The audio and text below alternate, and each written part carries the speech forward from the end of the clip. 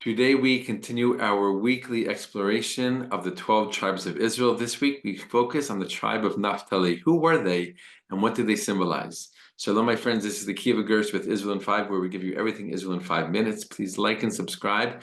And if you have any questions, want to keep the conversation going, please do so below in the comments. The tribe of Naftali was the 6th tribe to be born to Jacob through his maidservant, Bilhah, or the maidservant of Rachel, I should say, who at the time was unable yet to have children. His older brother is Dan, who we spoke about last week. Naphtali is referred to, is related to, is compared to a deer, the swiftness of a deer specifically. And this really plays out in some of the stories that we learn about Naphtali, both in the written as well as in the oral Jewish tradition. We learned that when the word was going back to Jacob that Joseph was still alive, and the brothers went back to the land of Israel to tell Jacob that it was Naphtali, because of his swiftness, because of his running, that reached his father Jacob first and told him the great news. Also, there's a story that said that when Jacob's body was being brought up from Egypt to the land of Israel to be buried in Hebron, with the other patriarchs and matriarchs, Esau was there and tried to stop the burial, saying that it was his spot to be buried there. And of course, he had sold his birthright already. With that birthright came this burial spot. So it was Naphtali who literally ran back to Egypt, got the bill of sale, the document that proved it, came back to, or ran back to, the land of Israel, showed it to Esau, and they properly buried their father Jacob in that burial spot with the other patriarchs and matriarchs. There was a specific blessing given to Naphtali, and that would be with the richness and the fertility of the land of Israel.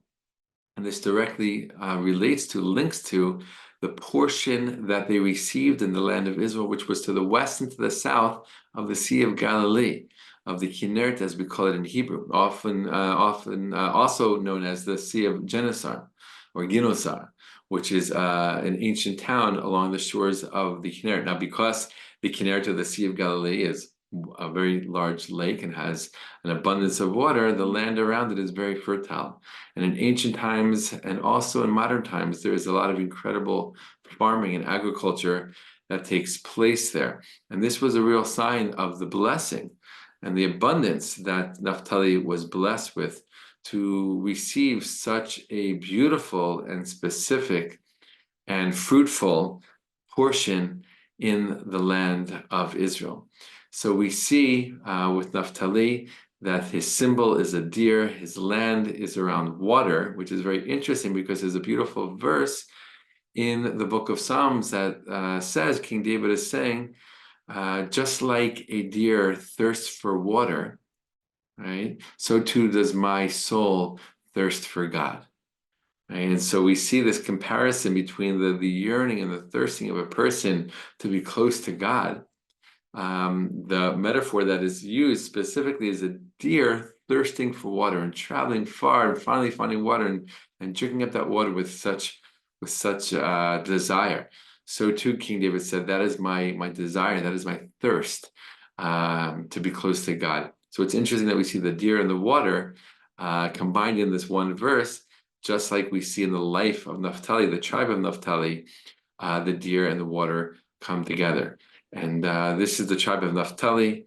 Hope that helps you in your understanding of this specific tribe, together with the other tribes in this series that we're doing every week, focusing on the 12 tribes of Israel. All the best and be well.